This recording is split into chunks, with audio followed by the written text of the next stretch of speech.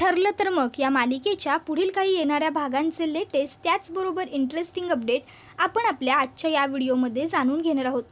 अजिबात वेळ वाया न घालवता सुरुवात करूया आपल्या आजच्या या व्हिडिओला।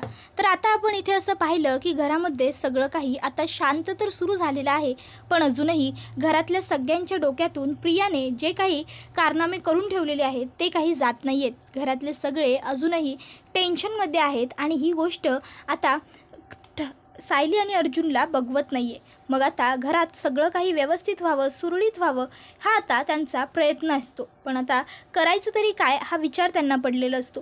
तर आता लगेचच पूर्णाजी ह्या 2 ते 3 दिवसांनंतर ठरवतात की आपल्या घरामध्ये आपण एक छोटीशी सत्यनारायणाची पूजा घालायची, कारण घरातलं सगळं वातावरण हे सध्या बिघडून गेलेलं आहे।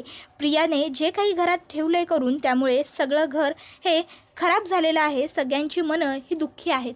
जर घरामध्ये पूजा केली तर घरामध्ये जरा पॉझिटिव्हिटी येईल, घरात जरा सगळ्यांचं मन रमेल आणि सगळ्यांना छान वाटेल। त्यामुळे आता घरात पूजा करायची असं ठरतं। पूर्णाजी सायलीला बोलवून घेतात आणि सायलीला सांगत असतात, सायली आपल्याला आपल्या घरामध्ये सत्यनारायणाची पूजा घालायची आहे आणि यावेळेस कल्पनाची मनस्थिती फार काही ठीक नाही आहे, तिला बरं वाटत नाही आहे, त्यामुळे ह्या सगळ्या पूजेची सगळी जबाबदारी तुझी आहे। प्रसादसुद्धा तुलाच करायचं आहे, पूजेची सगळी तयारीसुद्धा तुलाच करायची आहे आणि गुरुजींनासुद्धा आमंत्रण तुलाच द्यायचं आहे। लक्षात ठेव, बाहेरचं फार कोणी येणार नाही आहे या पूजेसाठी, आपल्या घरातच आपण आपली आपली पूजा करणार आहोत, त्यामुळे फार काम नसलं तरीसुद्धा जबाबदारी मात्र मोठी आहे। तर सर्व गोष्टी व्यवस्थित कर आणि व्यवस्थित होतील अशी मी तुझ्याकडून अपेक्षा करते। होतील ना सर्व गोष्टी व्यवस्थित? पूर्णाजींनी एवढा विश्वास ठेवलेला असतो, त्यामुळे सायली लगेचच पूर्णाजींना एका शब्दात सांगते, पूर्णाजी तुम्ही काही काळजी करूच नका, तुम्ही माझ्यावरती जो विश्वास दाखवलेला आहे तो सर्व विश्वास मी सार्थकी नक्की लावेन आणि पूजेची सगळी तयारी व्यवस्थित करेन, अगदी जबाबदारीने सगळं काही काम पार पाडेन, सगळीकडे स्वतःहून लक्ष देईन। आता सायलीने असा शब्द पूर्णाजींना दिल्यानंतर पूर्णाजींना सुद्धा बरं वाटतं। तर सायली विचार करते की चला ह्या बहाण्याने का होईना आपण घरातल्या सगळ्यांचा मूड जरा बदलेल, घरात पूजापाठ म्हटलं की आईना सुद्धा थोडा उत्साह येईल, अश्विन भाऊजी सुद्धा जरा आमच्यात येतील आणि आमच्यात आले की जरा त्यांना त्यांचा भूतकाळ विसरायला मदत होईल, त्यांनाही थोडं बरं वाटून जाईल।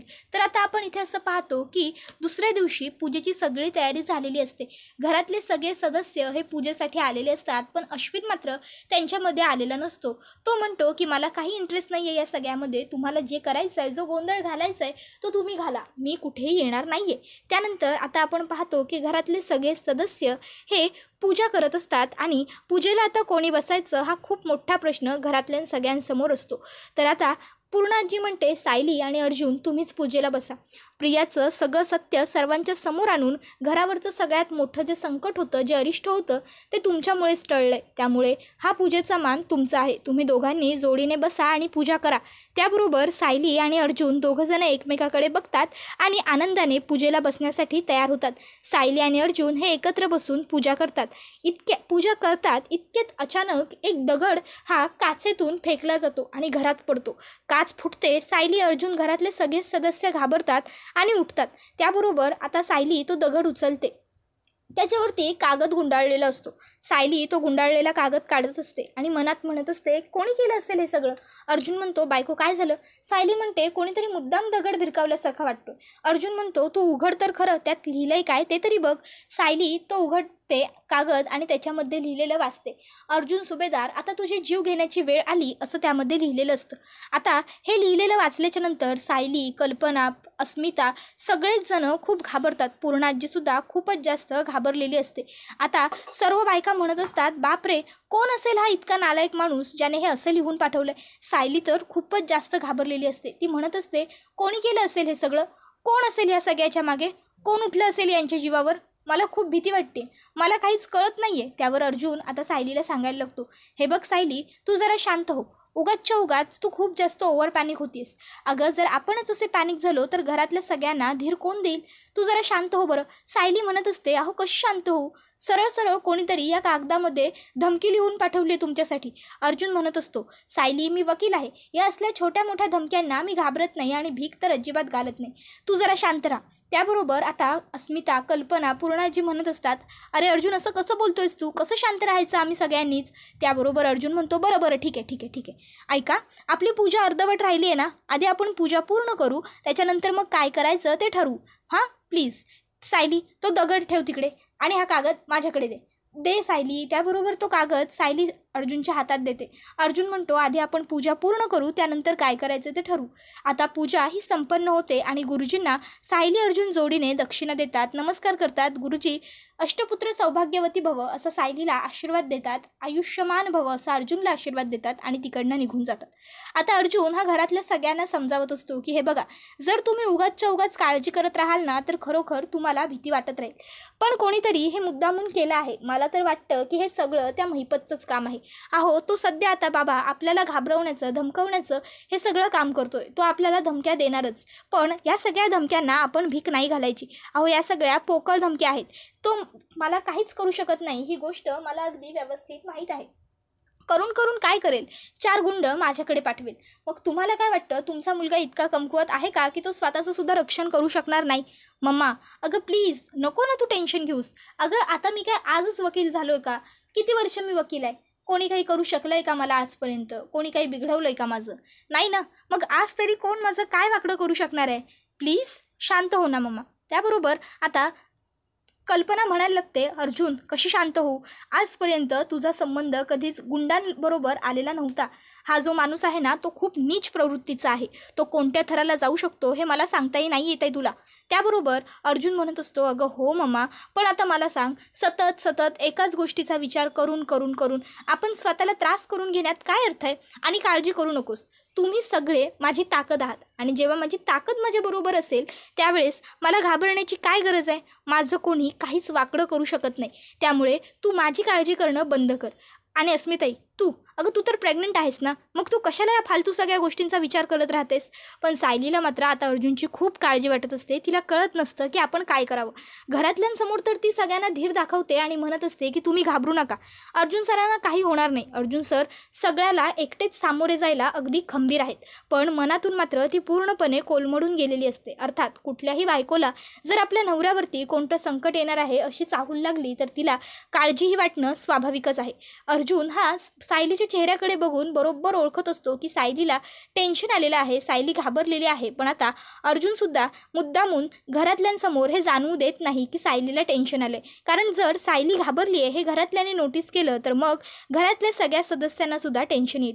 पूजापाठ संपन्न झालेला असतो. अर्जुन सगळ्यांना म्हणतो की आता आपण एकत्र जेवून घेऊ. कितीतरी दिवस झालेत आपण शांत बसून एकत्र जेवलेलो नाही आहोत. सगळेजण आता जेवायला एकत्र जमतात, पण कोणाचंच लक्ष खाण्याकडे नसतं. अर्जुन म्हणत असतो, अरे माझ्या बायकोने एवढ्या मेहनतीने सगळा स्वयंपाक केलाय, एवढ्या आवडीने, प्लीज जरा मनापासून खा ना ते जेवण. उगाचच्या उगाच ढकलायचं म्हणून ढकलताय कुठे पोटात? जरा आनंदाने आणि मनापासून जेवा बरं सगळेजण. आणि हे बघा, माझी काळजी करू नका, मला काही होणार नाही आहे. सायली म्हणत असते, अहो तुम्ही असं कसं बोलताय, तुम्हाला काही होणार नाही म्हणून? तुम्हाला काय माहिती, समोरच्या त्या गुंडाने ज्याने हे लिहून पाठवलं आहे तो तुम्हाला सांगून येणार आहे का तुमच्यावर हल्ला बोलण्यासाठी? तुम्ही ऑफिसला जाता, रात्री उशिरा कधी कधी घरी येता, कधी कधी हिअरिंगसाठी कोर्टात, कधी मीटिंगसाठी बाहेर. मला कशी काळजी वाटणार नाही तुमची? अर्जुन म्हणत असतो, बायको शांत राहा. सायली म्हणत असते, तुम्ही हे शांत राहा सारखं सांगू नका हो मला. तुमच्या या शांत राहा शब्दामुळे तर मला अजून जास्त टेन्शन येऊन जाते. मला नाही कळत आहे मी काय करू, पण मला खरंच काळजी वाटते. तो महिपत चांगला माणूस नाही आहे. हो, तो खूप नीच आहे. तुम्ही बघितलं ना, मधुभाऊंची जमीन त्याला हडपायची होती म्हणून तो किती खालच्या थरापर्यंत उतरला. त्याने आमच्याच घरात, आमच्या आश्रमात त्या विलासला पाठवलं आणि त्याचाच खून स्वतः केला आणि त्याचा आळ माझ्या मधुभाऊंवरती घातला. आता अर्जुन सायलीला मिठी मारतो आणि सायलीला म्हणतो, श गप्प बस, एकदम गप्प. सायली म्हणत असते, अहो तुम्ही काय करताय? अर्जुन म्हणतो, रिलॅक्स, एकदम शांत हो. झालीस? सायली म्हणते, हो. अर्जुन म्हणतो, हां, आता मी काय सांगतोय ना ते माझं नीट शांतपणे ऐकून घे. मधुभाऊ आहे. मी ॲडव्होकेट अर्जुन सुभेदार आहे. ॲडव्होकेट अर्जुन प्रताप सुभेदार. मला कोणीच काहीच करू शकत नाही. मी पनवेलमधलाच नाही तर ह्या संपूर्ण भागामधला चांगला वकील आहे आणि माझ्या केसाला धक्का लावायची सुद्धा महिपतमध्ये हिंमत नाही आहे. महिपतसारखी अशिक्षित अडाणी लोक ही फक्त लोकांना घाबरवू शकतात, लोकांना धमक्या देऊ शकतात, त्याच्या उपर काहीच करू शकत नाही. त्यामुळे तू उगाचच्या उगाच घाबरू नकोस आणि महिपत काहीच माझं वाकडं करू शकत नाही. त्यामुळे तू काळजी तर अजिबातच करू नको. सायली म्हणत असते, तुम्हाला हे सगळं खूप सोपं वाटतं आहे ना. अर्जुन म्हणत असतो, अगं सोपं वाटत नाही आहे, हे सगळं सोपं आहे. तुम्ही जास्त काळजी करताय ना, त्यामुळे तुम्हाला जास्त टेन्शन येते. तुम्ही सगळ्यांनी काळजी करायचं बंद करा, तुमचं टेन्शन आपोआप कमी होईल, सायली म्हणत असते. आणि जर तुम्हाला काही झालं तर. त्याबरोबर अर्जुन म्हणत असतो की मला काहीच होणार नाही, बस आता तरी शांत व्हा. त्याबरोबर सायली म्हणत असते, पण जर काही झालं तर मला भीती वाटते. अर्जुन म्हणतो, मी काळजी घेईन स्वतःची, मी स्वतःची सेफ्टी व्यवस्थित करू शकतो. त्यानंतर आता अर्जुनला चैतन्याचा फोन येतो. चैतन्य अर्जुनला सांगत असतो की आपली एक महत्त्वाची मीटिंग आहे आणि त्यासाठी आपल्याला आपल्या क्लायंटला भेटायला जायचं आहे. अर्जुन त्याला म्हणतो की ठीक आहे, तू एक काम कर, मला पत्ता मेसेज कर, मी डायरेक्ट पोहोचतो, कारण आज घरात पूजा होती, सो मला निघायला घरातून जरा उशीरच होईल. तू मला एक काम कर, डायरेक्ट पत्ता मेसेज कर, म्हणजे मी ऑफिसला न येता डिरेक्टली त्या डेस्टिनीवरती पोहोचून जाईन. त्याबरोबर आता चैतन्य सांगतो की ठीक आहे, मी तुला पत्ता मेसेज करतो, पण आठवणीने लवकर वेळेवर पत्त्यावर पोहोच, मी तुला टायमिंग आणि व्हेन्यू सेंड केलं आहे. त्याबरोबर अर्जुन टायमिंग व्हेन्यू चेक करतो आणि म्हणतो, बापरे, हा व्हेन्यू तर घरापासून थोडा लांबचा आहे, त्यामुळे मला घरातून जरा लवकर निघावं लागेल, तेव्हाच मी इथे वेळेवर पोहोचू शकेन, आणि पनवेलमध्ये ट्रॅफिक तर असणारच आहे. त्याबरोबर आता सायली हे अर्जुनला म्हणत असते, अहो थांबा असं सायलीने म्हटल्याबरोबर अर्जुनला वाटतं की तो काहीतरी विसरलाय. अर्जुन खिशाना हात लावतो आणि म्हणत असतो, पेन घेतलंय, वॉलेट घेतलंय, मोबाईल घेतलंय, घड्याळ घातलंय, आता काय राहिलं. सायली म्हणत असते, आज तुम्ही घराबाहेर कुठेही जायचं नाही. त्यावर अर्जुन म्हणतो, काय. त्यावर सायली सांगते, हो, आज तुम्ही घराबाहेर कुठेच जायचं नाही. अर्जुन पुन्हा सायलीला विचारतो, बायको काय म्हणालीस. सायली सांगते, आज तुम्ही घराबाहेर कुठेच जायचं नाही. अर्जुन म्हणतो, ए बायको, हे कसं शक्य आहे. अगं मला खूप कामं असतात बाहेर जाऊन, माझे क्लायंट्स वाट बघत असतील, महत्त्वाची मीटिंग आहे माझी, त्यानंतर बरीच कामं आहेत, कोर्टात हिअरिंग आहे, मला जावं लागेल, मला उशीर होतोय, टाटा. त्यावर सायली ही अर्जुनचा हात पकडते आणि अर्जुनला म्हणते, मी सांगितलं ना, आज तुम्हाला कुठेच जायचं नाही आहे, तर आज तुम्ही कुठेच जाऊ शकत नाही. अर्जुन म्हणत असतो, अगं बायको, पण सायली आता अर्जुनला म्हणते, तुम्ही असं नाही ऐकणार ना, थांबा. आणि मग ती आता स्वतःचा पदर हा अर्जुनच्या हाताला बांधते आणि म्हणत असते की आजपासून तुम्ही कुठेच जाणार नाही. जिथे जिथे सायली तिथे तिथे अर्जुन. अर्जुन म्हणतो, मग तू काय आता माझ्याबरोबर प्रत्येक ठिकाणी फिरणार आहेस का. सायली सांगत असते, मी फिरणार नाही, पण तुम्ही माझ्याबरोबर फिरू शकता. अर्जुन म्हणतो, तू जातेस कुठे, दिवसभर 24 तास घरात असतेस, मग मी काय घरी बसून राहू, सगळी कामं सोडून देऊ. सायली म्हणते, असं कसं, मी येईन की तुमच्यासोबत, तुम्ही जिथे जिथे जाल तिथे. अर्जुन म्हणतो, बायको, मी कामांसाठी बाहेर जातो आणि प्लीज असं नको ना मला सतू, मला जाऊ देत ना, खरंच महत्त्वाची मीटिंग आहे माझी. सायली म्हणते, तुम्ही वकील आहात, पण त्याच्या आधी माझा नवरा आहात आणि माझ्यासाठी तुमची सेफ्टी सगळ्यात जास्त महत्त्वाची आहे. कमीत कमी 10-15 दिवस हे सगळं प्रकरण, हे सगळं वातावरण शांत होईपर्यंत तरी तुम्हाला मी कुठेच जाऊ देणार नाही. अर्जुन म्हणत असतो, बायको अगं असं नको करू, ऐक माझं थोडं. पण सायली अर्जुनचं काहीच ऐकत नाही आणि आता ती तिकडनं सरळ पुढे पुढे चालायला लागते. आता मात्र अर्जुनला खूप मोठा प्रश्न पडलेला असतो की जर मला घराबाहेर पडायचं आहे तर मला काहीतरी मार्ग, काहीतरी सोल्युशन शोधून काढावंच लागेल, जेणेकरून सायलीची काळजी मिटेल आणि ती मला घराबाहेर पडायला सहजपणे होकार देईल. मग आता मी काय करू, हा खूप मोठा प्रश्न अर्जुनच्या समोर पडलेला असताना अर्जुनला सुचतं पोलीस प्रोटेक्शन. अर्जुन हा सायलीला म्हणत असतो, बायको चल, आपल्याला एका महत्त्वाच्या ठिकाणी बाहेर जायचं आहे. आता अर्जुनने बाहेर जायचं आहे असं म्हटल्यावर सायली म्हणत असते, कुठे जायचं आहे नेमकं आपल्याला. त्यावर अर्जुन सांगत असतो की महत्त्वाच्या ठिकाणी जायचं आहे, तू पटकन आवर आणि चल माझ्याबरोबर. सायली म्हणत असते, अहो पण जायचं कुठे ते तर सांगा ना पहिलं. अर्जुन म्हणत असतो, मी सांगतोय तेवढं कर, तू चल. आता मात्र सायलीच्या हातात काहीच पर्याय उरत नाही. सायली लगेचच घरातलं काम आवरते आणि विमलला सांगते, विमलताई, थोडंफार जे काही काम बाकी आहे तेवढं तुम्ही करून घ्या, मला जरा यांच्याबरोबर एका महत्त्वाच्या ठिकाणी बाहेर जायचं आहे, मी निघते. त्याबरोबर विमल सायलीला सांगते की हो ताई, तुम्ही काही काळजीच करू नका, उरलेलं सगळं काम मी करेन, तुम्ही जा. आता अर्जुन विचार करतो की आता पोलिसांनी तरी मला पोलीस प्रोटेक्शन द्यायला होकार देऊ देत, म्हणजे कमीत कमी मला रोज घराबाहेर पडता येईल. आणि एकदा का घरात सायलीला खात्री पडली की मला पोलीस प्रोटेक्शन मिळालं की त्याच्यानंतर मग मला नाही जरी प्रोटेक्शन मिळालं तरी काहीच फरक पडत नाही.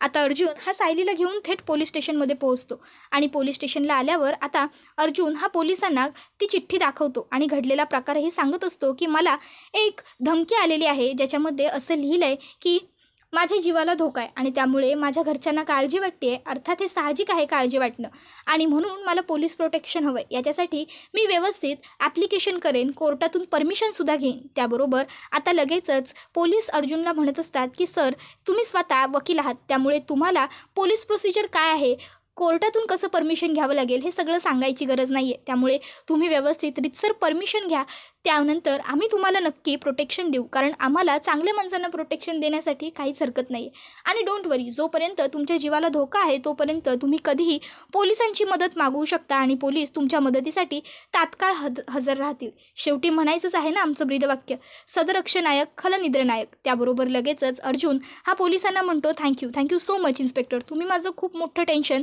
दूर केलेलं आहे. त्यानंतर आता अर्जुन सायलीला सांगतो आता तरी पटलं, आता तरी मी जाऊ. त्यानंतर आता सायली अर्जुनला जाण्यासाठी परवानगी देते. अर्जुन तिला सांगतो आता तू घरी जा, मी माझ्या कामासाठी जातो.